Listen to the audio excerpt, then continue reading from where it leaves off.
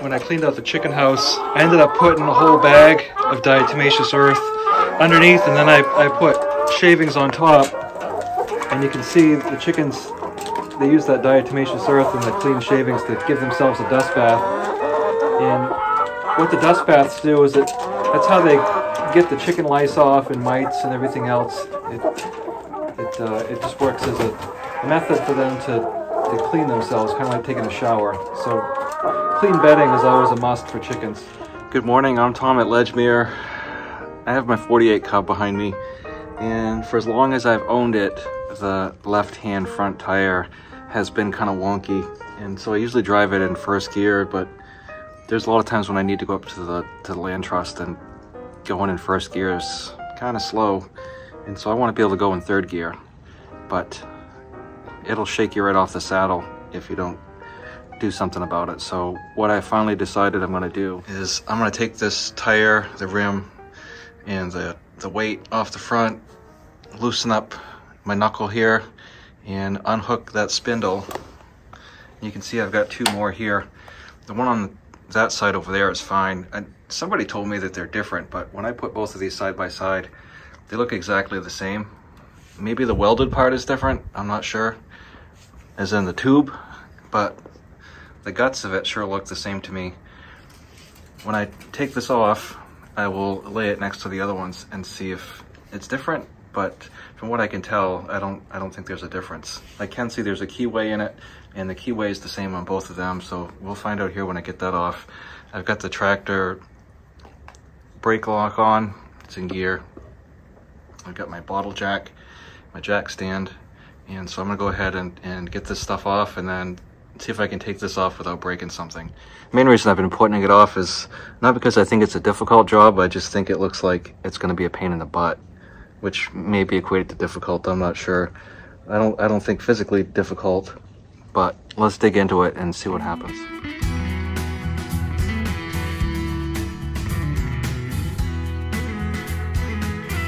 When you look at this right here, this is what happens when you're driving down the road.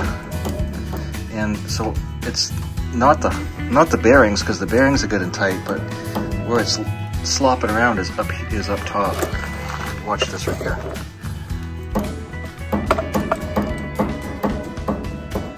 So maybe I just need to tighten this up and see if I can fix it there. The whole tie rod's not moving. It's just the top up there. I don't know if you can see that or not. So maybe before I try to take this whole spindle out, I see if I can tighten up the top.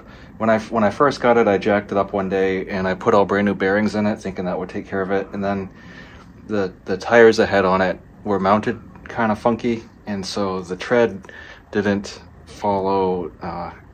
It wasn't tracking right. It was, the treads were going like this, so I couldn't tell if it was the wheel, the tire, the bearings, and so I've eliminated all those things, and now I'm down to there's something going on up top, and so maybe I can just tighten it up there and see if that'll fix it.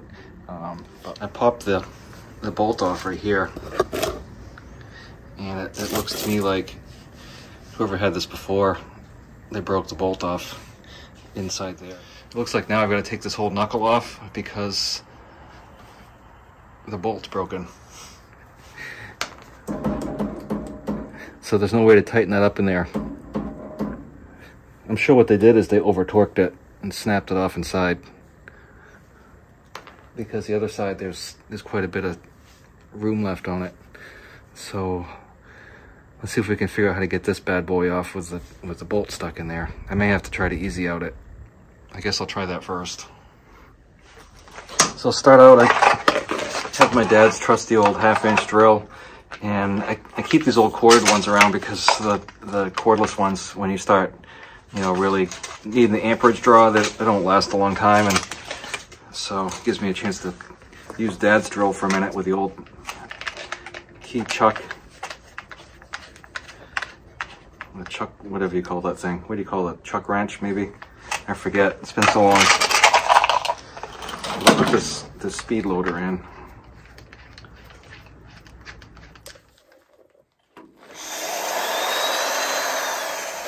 It's been a number of years since I was in the military now, but I remember doing this the hard way. That's what I'm going to do now.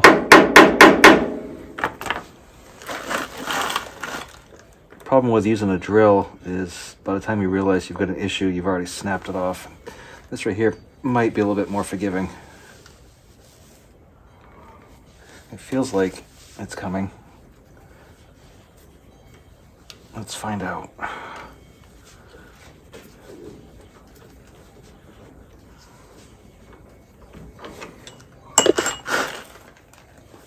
So that's what came out. It's kind of weird looking. Tapered bolt. Huh. That's not what I expected to find in there. It was worth using the old style easy outs. I happened to find them in my drawer, these old Black & Decker, and gently try to take it out, and not with a screw gun or something. But that's not what I expected to find. I don't know why I was thinking there would be like one of those half moon keys or something there, but with this extra one here, I can see how this would screw in and then tighten up against that right there, and that would stop it from wobbling. Generally speaking, this is a Leghorn cross chicken, and they don't ever go broody. You can see her white earlobes there, so she lays white eggs, and then the big wattles, the big comb.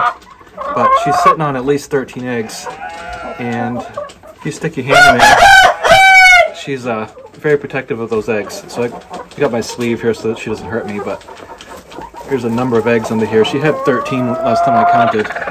She's sitting on, so she's sitting on all this big clutch of eggs here. She ends up tag teaming it with this salmon Favorel right here, and she's also not very happy about sticking your hands in there to check for eggs, but they can't have all the eggs.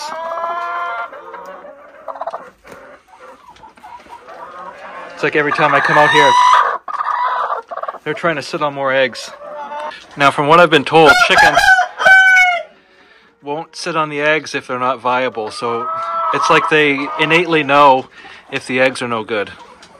So if she continues to sit on them, in theory, the eggs are still viable and they'll hatch out. So let's see what she does. We've got about 2 weeks left on it, and then we'll see how she does. And I've never had good luck with the chickens raising their babies. I've always had to put them under a light by themselves. I've had limited experience, but every time I've had the chickens try to raise their young, they always just froze to death or wandered off or something. So just on the safe side, if she does hatch them out, I'm going to be moving them to a box or something. One thing I did this year, and I typically try to clean out the chickens a few times over the course of the winter, and I tried the deep litter method here this winter, and it did what it was supposed to. I believe it composted some and provided insulation for the chickens, but the downside is that with a wood floor in the barn, it was wet, kind of moist. So I don't think that's doing the barn floor any favors, even though the floor is made out of oak. So I think I won't be doing that again. I want to keep the floor as dry as possible. So I think on a cement floor or the bare ground, that probably works the best. But on a wood floor, you know, I don't think that's the wisest choice. So I probably won't be doing that again. You can see the hay mows are pretty empty. I keep lumber on this part over here, but usually this last bay here has been full of hay, and then in the past I've had 4 bays of hay up there, and I've used up most of it. I don't plan on replenishing as much hay as I used to put in because I'm keeping less animals, and I'm not growing my own hay anymore. I'm buying it, which has its ups and downs. I just think even with the price of everything being what they are, I still can buy it cheaper than what I can make it for, so I don't plan on making hay. Other than that one little field up there at the land trust, it's not that big, and I'll just cut it up and put it in loose. And that's the first hay I feed out in the winter time, so I'll still have that a little bit. That goes back to another dumb move I made. I sold my side delivery rake and my pinwheel rake, thinking that the tedder rake, the hay bob, would do the job, but the problem, as I've outlined last year, is that hay bob only sets the hay over about 4 feet or less, and without that side delivery rake to kick the whole row over, it's just a lot more work to pick up the loose hay than it would have been if I could have put it all in a row. And what I'll probably do is see if I can find an old horse-drawn dump rake, and then I'll just use that because that'll still put it in piles for me. Last year when I was moving machinery down behind the barn here, I hit the fence post, and so I knocked it off plumb a little bit. Now the gate doesn't close as well as it should, and the dang sheep can get through that little 2-foot spot. Even when I close the gate and pull the post up a little bit, they still figure out how to get out. And you can see right there, that post where the pallet is a little bit out of plumb, and I'm going to take those 2 sections of picket fence out and just put a cattle panel there, maybe a gate, and that way the animals can go straight out into the garden and graze out there. But I have to fix that post on the end and put it back in plumb. I put a pallet there last night thinking that would keep them in, but they've been knocking it out because they want to get over here to this green grass, but I don't want them on it yet because they'll ruin it. Yesterday before it rained, that fertilizer compost pile there, I turned it all over, and then I've got this year's here, so that's mostly last year's, and that'll be ready to be spread within a month or so. The fields are too wet. I can't go out there and spread anything. I'll tear everything up. You can see how much rain we got because there's a lot of water standing. We must have had driving wind with the rain last night because it's wet all the way back here. So it blew in the back, which is pretty impressive considering there's an overhang on the roof with a gutter pipe there. That's pretty substantial. So the fact that there's water way back here is a tribute to the fact of how bad the wind was blowing and how heavy the rains were coming down last night. So you just put a little bit of starter grain in there, and then sometimes you put the powder in with it, and then they'll start getting a taste for it. And I leave that bucket in there for an hour or so every morning when I start feeding them to the bucket for the first time, and then they'll just get used to it and they'll eat the starter grain, and then they're on their way. And so I looked this up, and let's see if this works. I need a T27 to get this off. There's one on each side, so take those off first. And then you need a 10mm, the infamous 10mm, to take these 2 bolts out right here. I know it's a little bit busy underneath the hood here. Here I've got the battery tender, which is hooked here with a plug down here. And then I've got the wiring here for the Johnny bucket on the front.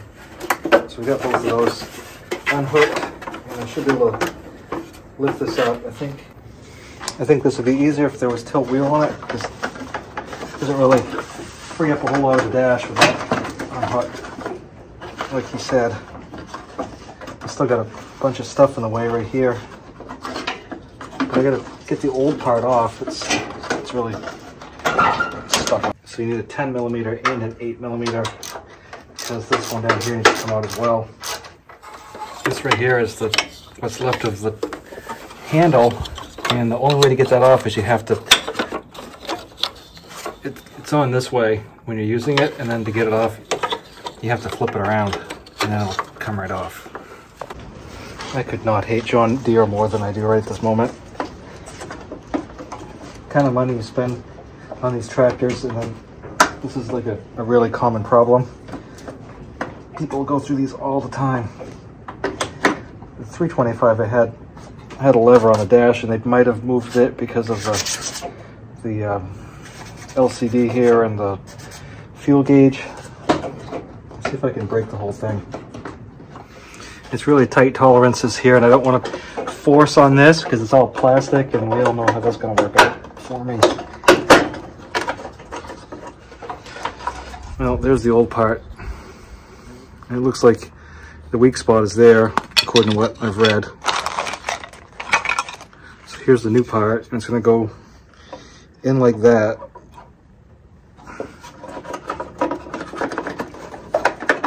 I'm guessing in the future I'll have to make sure I put my fingers way underneath and lift straight up. And be careful, I guess. Hopefully that'll solve the problem. I hate to have to think that I need to do this a bunch of times.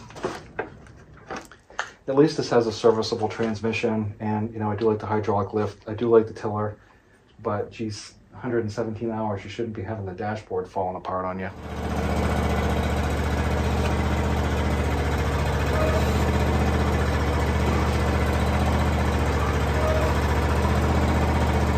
Well, that works again. So the question is, where do I find another one of these little doodads? Well, I guess I'll go check TM Tractor. They're not too far away from me. They probably have something like that. I guess that's it for today. We'll talk to you next time, and maybe I'll have a solution then. Thanks for watching.